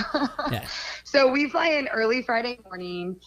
We'll pick up the rental car around 7 or 8, and then we'll be on the road. So we'll pretty much be in town, noon, 1 o'clock. Are you coming on the show? If I get there in time, I was waiting for an invite. I don't know. Of course you have an invite. This is ridiculous. I thought it was more going to be like happy hour or whatever else. But if you're going to be in town around noon or whatever, I'll make a phone call right now to the Stony Creek Lodge and say that your room's not available for you to check in. So we can have you on the show. Just completely stop her from getting in there. I really do want. It depends on how smoothly everything goes. Like obviously, I fly standby as well. Right now, my flight looks good. I'm going to take a red eye tomorrow night into Chicago, and Kim's flying from New Jersey. So assuming everything goes well, I get in around 6, she gets in around 7. We're going to pick up the rental car, and it's only a 2.5 hour drive or so. Yeah. At that time. So we should, be there by noon. And yeah, we would love to come. I want to bring her by and show her. She's not done too much radio. She's just getting into this, and I really want her to kind of see the whole experience and that stuff. So she's awesome. She has really good stories. You could tell your fans to ask her anything about baseball because she shoots the Yankees. So she has shot all of the teams. She gets to know the guys. She has really great stories about everybody asks her about Stanton. Everyone wants to know about, and she has all the insider information. So she's a fount. Right on. Well, this is going to be fun. We'll be there. Yeah, I hope everything works out. And I hope that the travel either way. I mean, noon, 1, it doesn't matter. 1:20. If you get in, and you come over to the station, it'll be fine. Yeah. So we'll make it happen. And then drinks Friday night, of course. So. Awesome. Looking forward to it very much, my friend. Thank you for your time. Safe travels, and we will be in touch. And hopefully, we get to see you on Friday here in the studio. Absolutely, I can't wait. I'll see you guys soon. All right, thanks, Emily. Appreciate you. Bye. Yeah, bye. Yeah, sorry, the wrong one. Yeah, that's Emily Van Buskirk. That'd be great if she came Friday. Yeah, and I forgot to pump her social media. It's MLM on Twitter and Love You Hallways on TikTok. She doesn't do as much as she did during the pandemic on TikTok, but she does do a lot of take photos of my weekend for the game. So usually on Sunday, you'll see a compilation of TikTok things or whatever else. So it'll be cool to see what she does for the University of Iowa this weekend. We're going to have to take a break. When we come back, we're going to make another phone call, another interview. Fantastic. Lucy Rodine. Let's go. And we get to talk to her about all the stuff she's done for the University of Iowa, what she's up to now, and all the fun stuff that she does on social media as well. She's going to crack you up, guys. This one is great, and I'm excited that she's coming back to the University of Iowa this weekend. We'll be right back. Don't Hassle Us Local, ESPN 1170 AM. This is Randall, the QC hot dog guy. You're listening to Don't Hassle Us, We're Local. What's your car's monthly payment? There's a good chance that First Midwest Bank can lower it. Just like refinancing a mortgage, First Midwest Bank can refinance your auto loan too. That means lower payments, lower interest rates, and higher monthly savings. Plus, you can wait up to 60 days to make your first payment. Go to firstmidwest.com/auto refi to apply and drive down your car payments today. Member FDIC, subject to credit approval, vehicle insurance required. Car old? Need it sold? Get rid of that old car and do a good deed at the same time. Plus, clean up your yard before the snow comes. It's the Arrowhead Ranch Annual Auto Auction. That's right, it's back. Donate your car, truck, or SUV, and if you live within 40 miles of Coal Valley, they will even pick it up, even if it doesn't run. All donations are tax deductible. Call 309-799-7044 or check them out online at arrowheadyouth.org. Car old? Need it sold? Arrowhead Ranch Annual Auto Auction in Coal Valley. Elite Sportsbook is offering a $20 free bet for those who place at least 3 wagers of $50 or more on college football matchups. Just place your bets Thursday, Friday, or Saturday and select weekends in October to qualify. That's up to $60 in free bets available in October. Plus, new signups can take advantage of their first bet being risk-free up to $500. Download the app today and play your game with Elite Sportsbook. Must be 21. Gambling a problem? Call 1-800-BETS-OFF. Hey, Quad Cities, what do you need printed today? QC Press has 2 locations, QC Press in Moline and now Davenport Printing Company in downtown Davenport. Either location will help with t-shirts for employees, yard signs for your construction company, direct mail advertising to the general public, and yep, even business cards. A QC Press local designer will create your perfect card. Whatever promotional items you need, QC Press will get it done for you. Go to QCPress.com or DavenportPrintingCompany.com and let them help you get it done. A comprehensive virtual Veterans Services event is happening October 1st through November 19th. The Quad Cities Regional Services for Veterans Project directly connects veterans to VA and community resources online for a 7-week period. Go to the Quad Cities Community Veterans Engagement Board Facebook page, complete the survey, and be contacted based on your needs. Choose VA claims, health care and burial benefits, access legal, employment and education services, and mental health, dental and chiropractic care, and much more. If you are a veteran, you don't want to miss this virtual event. The Quad Cities Regional Services for Veterans Project, October 1st through November 19th. Go to Quad Cities Community Veterans Engagement Board on Facebook or Google Quad Cities CVEB for the link to the online site. Facebook account is not needed. Brought to you by Unity Point Health, Trinity, Cobham, City of Davenport, American Legion Auxiliary, St. Ambrose University, Whitey's, MH Equipment, Breakfast Optimist Club, Exelon Nuclear, and ESPN 1170. I'm Taylor Bishotti with NFL Network Now on the Westwood One Radio Network. Jaguars owner Shad Khan said head coach Urban Meyer has to win back the trust and respect of the organization after video was posted of him acting in a questionable manner at an Ohio bar. Meyer vowed to do just that during a radio interview. I became a distraction, made a stupid decision, and I apologize to it.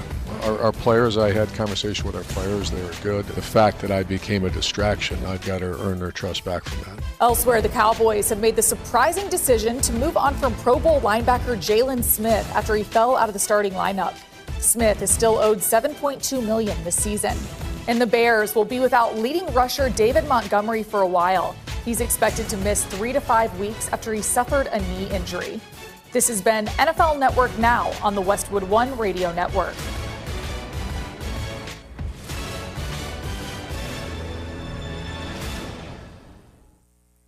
Texting enrolls you into reoccurring automated text messages. Message and data rates may apply. Come on, one more rep. You got this. 10. There it is. Nice work, man. You're a beast. Thanks, man. I feel better than I have in years. And I got to tell you, taking Nugenix makes a huge difference for me. Nugenix? That's the testosterone booster with TV ads with Frank Thomas. The big hurt, right? Oh, yeah. This is a legit product. The key ingredient is Testofen, which helps boost free testosterone levels and increase lean muscle mass. Well, it's clearly working for you.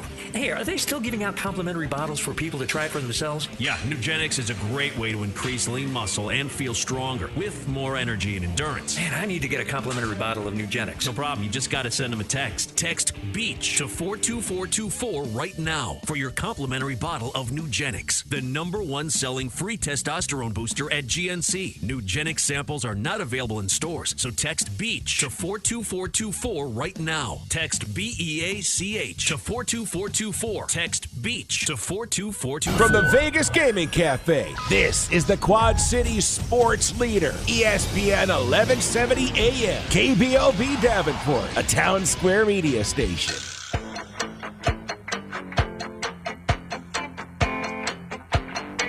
Anyway, all right, we're back here, ESPN 1170 AM. You're listening to Don't Hassle Us Local. I want to thank Emily Van Buskirk for the phone call.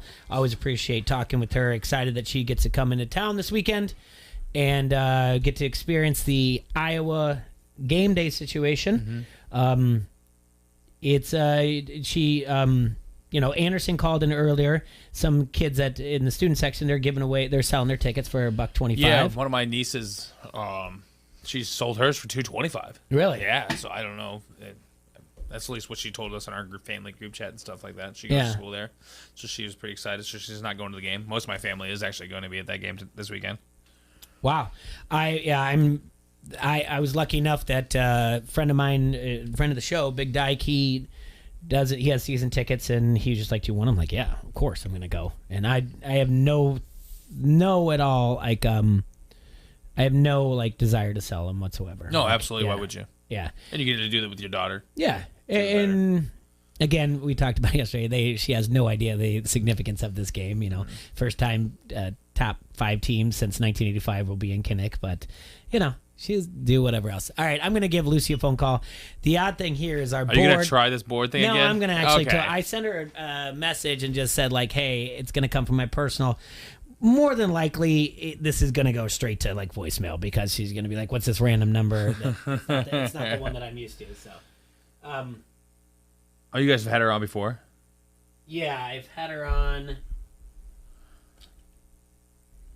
Yeah, I had her on 2 years ago, and then a year ago, September, and then so basically once a year this time. Hello. Hello, Lucy. This is Jay on ESPN 1170 AM. How are you guys doing? It's been a minute. It has been a while. Yeah, Adrian's in studio with me, and he just said, he was like, "Oh, she's been on before," and I was like, "Yes, we reached out to her in 2019 when you made your trip to Ames and you made that video." And we were lucky enough. And then I think September of last year, kind of goofy. But Lucy, real quick, let's catch up. Where are you now? I am in Los Angeles now. Okay. And yes, quite different. So you originally, I was trying to explain this earlier. You're originally from North Carolina, right? Yes, from North Carolina. Went to college in Iowa, and now I live in LA. Okay. And you because your father went to the University of Iowa. Yes, very proud Hawkeye family. You are a very proud Hawkeye fan. Yeah, we're going to talk more and more about that. How did you end up in LA? I got a job with a super awesome company out here called Wave TV, and so they hired me a couple months back to move out here and make TikToks and funny YouTube videos about football, which is like the coolest job in the whole world. I love it so much. It's really, really good, Lucy. You've done a really good job. Thank you. And that's what we want to talk about. I've got more people, the response that when you agreed to be on the show, that people are coming out that I did not know that follow you on TikTok and Twitter. They're like, I can't believe you're having Lucy on. So you've got fans here in the Quad Cities in Iowa. So that's awesome. I'm so flattered. Yeah. And you mentioned that you're coming back for the game. Yes, I've got a flight back to Iowa City on Friday.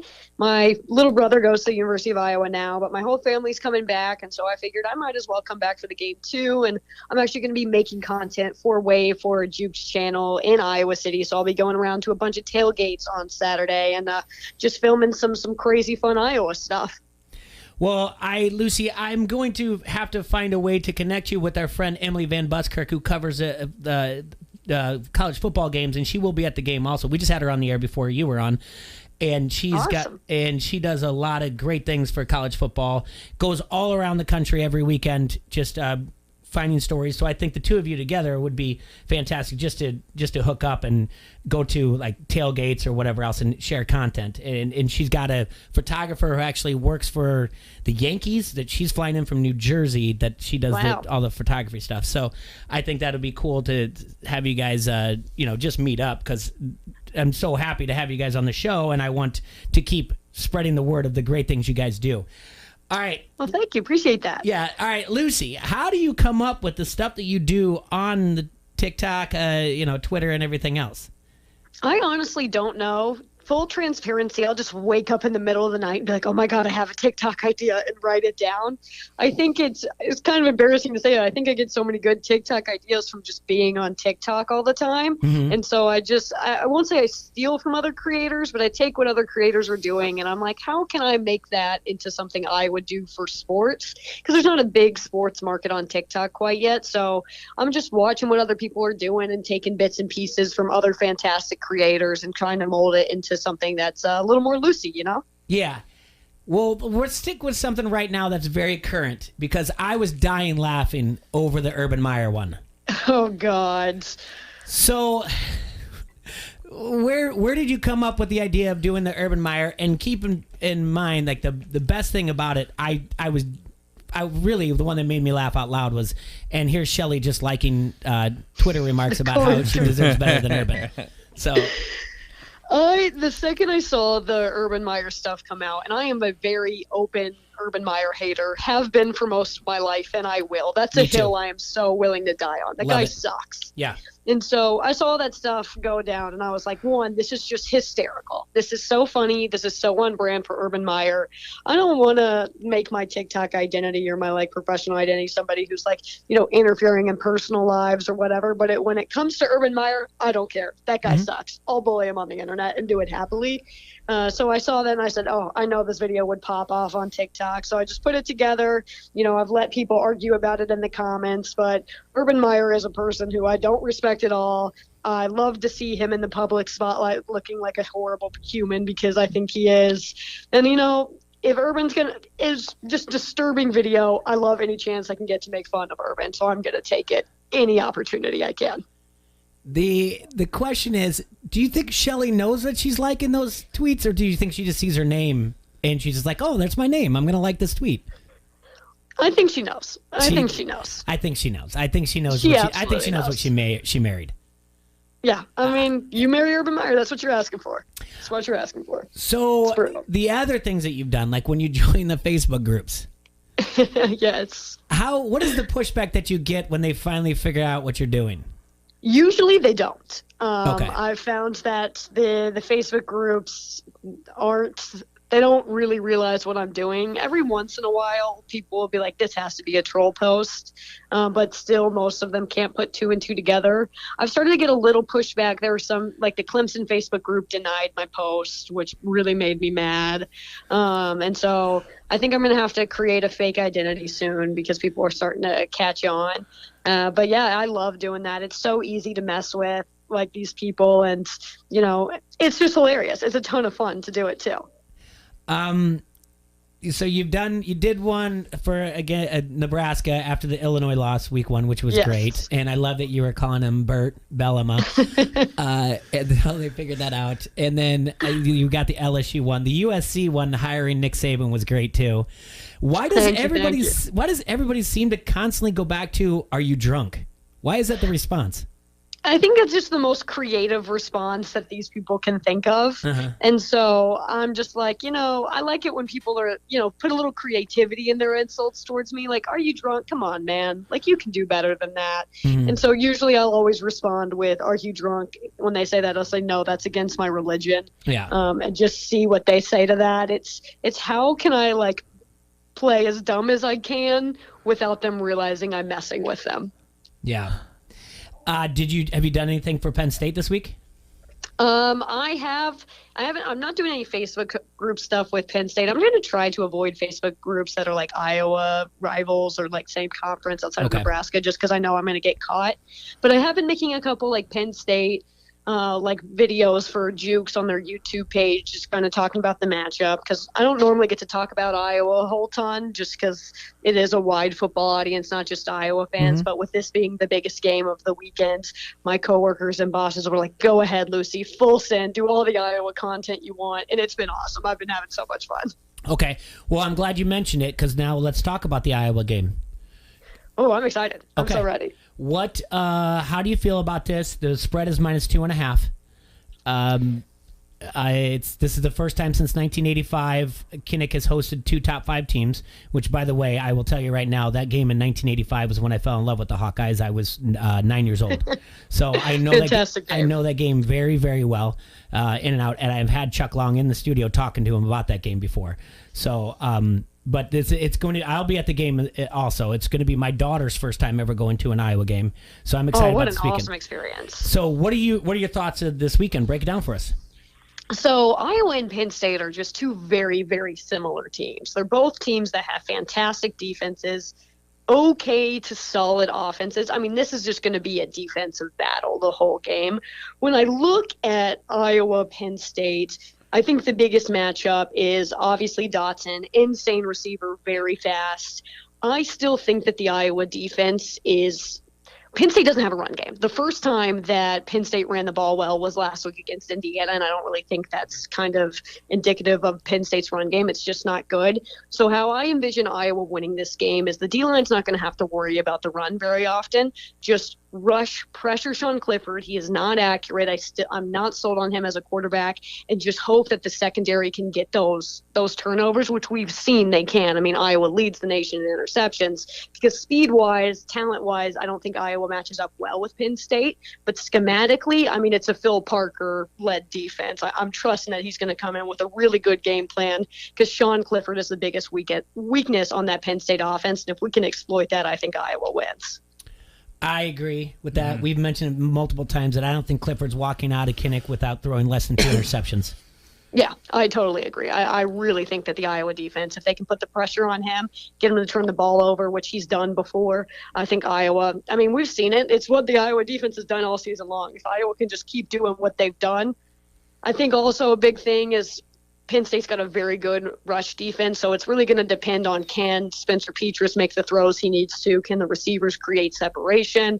I don't really see this being a huge Tyler Goodson game. I really hope I'm wrong, but Penn State run defense is very, very good, so we're going to have to rely on the pass game a lot for Iowa.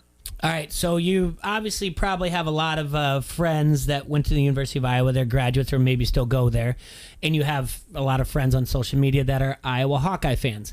Every year, the Civil War is either comes down to on social media. And that when I say Civil War, it's like where do Hawkeye fans argue about? It's either about Coach Ferentz is paid too much or whatever else he's old.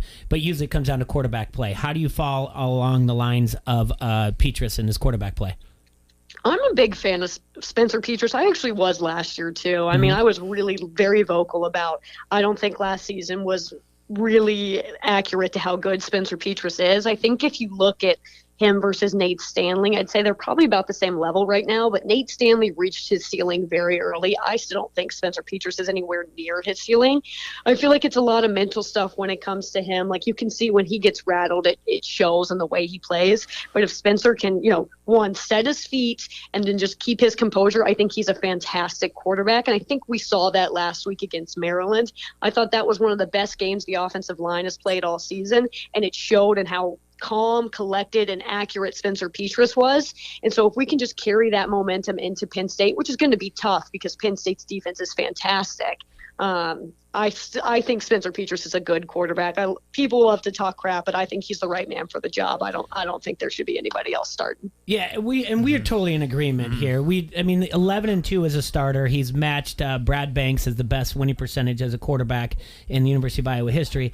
I just don't understand why it's so much you need to dog on the guy when he's just in the middle of a winning streak. So yeah, makes no sense. People they need something to complain about. They need something to complain about. Well, yeah, and if it does kind of fall down. If you can't complain about Petras, then you're going to complain about Brian Ferentz, offensive coordinator. Then you're going to complain about Kirk Ferentz, and after that. But so, all right, let's be honest here. Where do you see the University of Iowa in the big picture and the college football landscape? Well, I'm afraid to put any thoughts out there. I don't want to jinx Iowa. I think Iowa wins this game. I think that I'm afraid not for Penn State. I'm afraid for, the typical Iowa slip up we see, but I think this team is better than the 2015 team. I think they could finish the season undefeated and potentially meet Penn State, Michigan, or most likely Ohio State in the Big Ten championship game.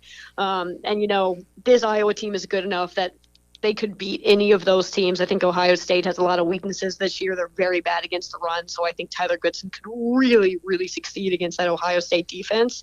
And then hopefully, if Iowa's undefeated, wins the Big Ten championship game, I would see them probably getting blown out to Alabama or Georgia in the college football playoff. But honestly, I'd just be happy to be there. I would just be happy to be there. I'd be okay losing to those teams. Let me ask you another question. Preseason, they're ranked number 18. Did you see this team, the potential in this team, the way they are right now? No, not at all. I was actually reading back some old messages I sent to a friend a couple days ago where he was like, what do you see from Iowa this year? And I said, I would be really, really happy with a 9-win season. I kind of thought that's where I was going to be at. I really wasn't sure how Spencer Petras was going to progress. I had questions about the offensive line, defensive line. And you know what? I just want to put this out here. I feel like the dumbest person in the world for ever doubting a Phil Parker-led defense. I just feel like a big old idiot for that. And go ahead, call me and I'll own it.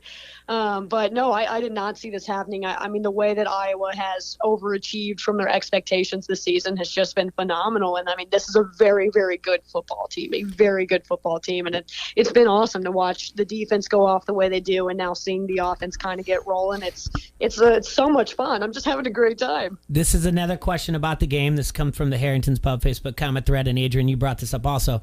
But Andy asked this, Andy from the Natty, does Clifford get benched in this game? Does Clifford get benched in this game? I don't believe so. I would love to see it happen. Obviously, Iowa has done a great job at getting starting quarterbacks benched this season. If Will Greer, not Greer, gosh, I can't remember his last name, the Penn State backup who transferred to Kentucky, if he were still on Penn State, yes. I don't think Penn State's backup is going to be good enough for them to ditch Sean Clifford, but I would certainly love to see that happen. I really, really hope that happens. If he does get benched, can we get a TikTok about it? Absolutely. I'm going to make so many Iowa TikToks this weekend. It's going to be absurd. It's going to be a TikTok production house over here. All right, so you've got a big following in sports. You're getting paid to do it. That's great. But do you also, how much following do you get when you have your random, the getting hit on at bars, TikToks and Twitters?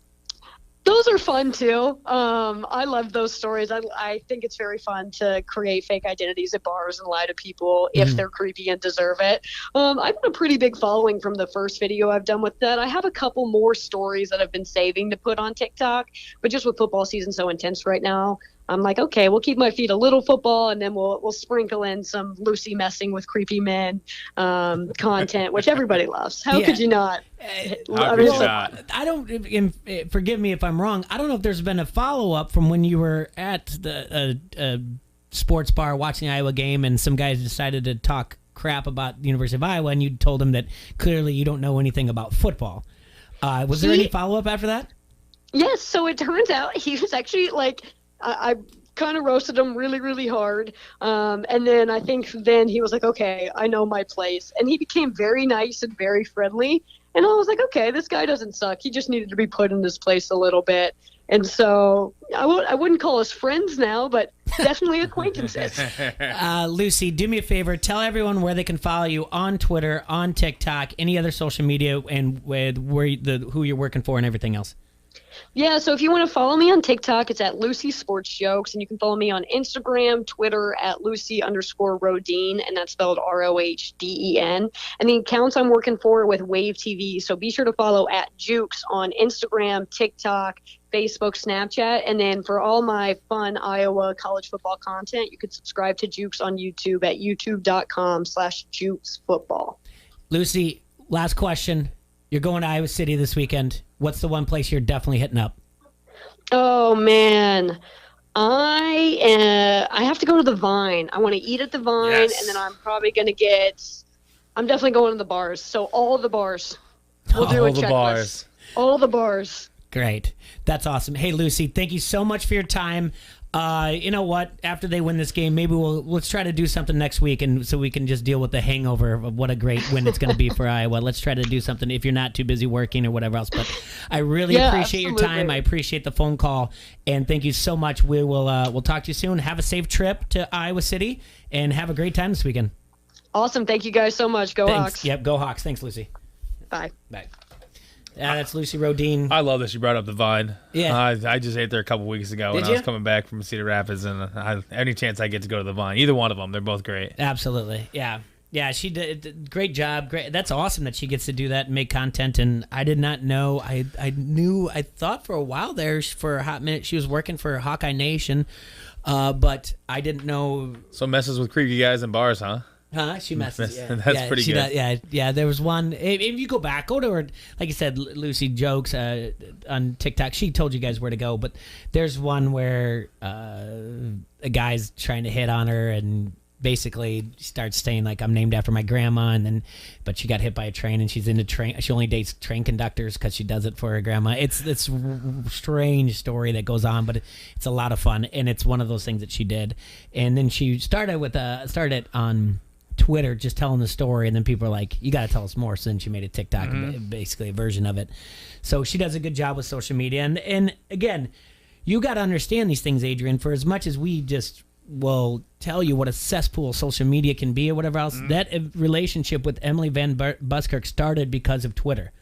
And the same thing with Lucy. Really? Started because of Twitter. Really? Those are the times when you're polite. Uh-huh. You don't have to say things like, hey, show me a boob pic or whatever else. And Emily kind of alluded that when we're like, oh, your average Barstool. And nothing against too much on Barstool. I've taken my time and harped on them in the past. They're getting better. Yeah. But just to reach out and just say like, hey, we know you are very knowledgeable. We would just like 5 minutes of your time, and it's grown into this relationship. The relationship you have with these people. With Emily. They seem like they love the hell out of being here. Yeah, and Emily, she's from California. She was working for the Peoria Chiefs, which is a Cardinal affiliate. Okay. And there's a strange story how that just happened. And then she came up like Bix weekend, I want to say 2019 maybe, when she was interning there, and just hung out with her. And then she came back in April and did the NFL draft with T-Roy and brought Chase with her. So we hung out with her for a little bit then. And now, you've talked to her probably 3 or 4 times. Yeah, and now absolutely. you get to meet her. Uh-huh. And it's just a lot of fun to get to hang out with somebody that you randomly just met because basically you're respectful. You give them the time to, promote what they're doing. And in turn, they give it back, the respect back. Like, yes, I'll give you. I mean, Emily every time gives us at least 45 minutes of her time. Yeah. How often do we get to go that long? And Lucy was great too. And they're in the industry, and you gotta understand. Like, do they know each other at all? Do you know? Huh? Do you know if Emily knows do they know? I don't think so, but I will. Gotta try to make that happen. Yeah, Seem like pretty good people. Right yeah, now. I'll text them both and just say like, hey, both of you are on the show. Do what you want from here on out, but and I'm after I already said this 2:30. I'll record a segment for KGYM Todd Brommelkamp up there in Cedar Rapids. I will send him an email and say I think you should reach out to Lucy just to have her on, and he does or he doesn't or whatever else. But yeah, it's a fun thing to have, and I'm so proud to call them friends.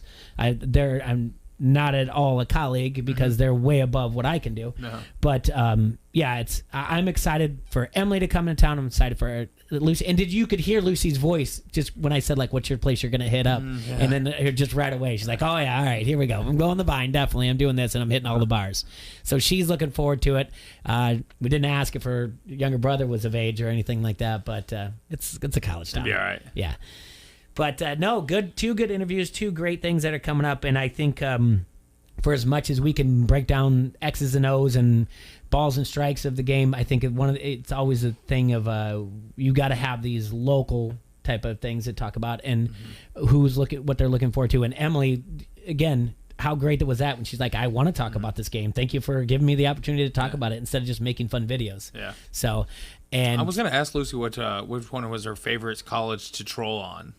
On Facebook. I never got a chance to go. I would assume it's Nebraska. It had to be Nebraska, right? I think it's Nebraska, yeah. And I do like that she said over and over again that she just, anytime she has a chance to say something to Urban Meyer, then she will. Does not like Urban Meyer Does at all. not. I want to know Neither do I, what started that. Like, just what was the first instance that, she had that made her... Yeah, I would assume it's probably just being at Ohio State and being an Iowa fan. I mean, that's a great...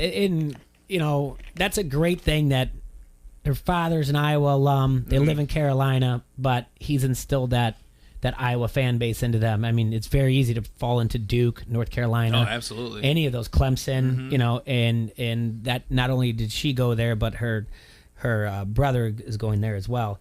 So, and that's the Iowa fan base, and that's what makes it fun to be a Hawkeye. I always tell my kids this: make sure when you're traveling to wear Hawkeye gear because someone's going to tell you go Hawks. And how did Lucy end the phone call? Go Hawks. Go Hawks. Yeah. Yep. So no, that's a lot of fun.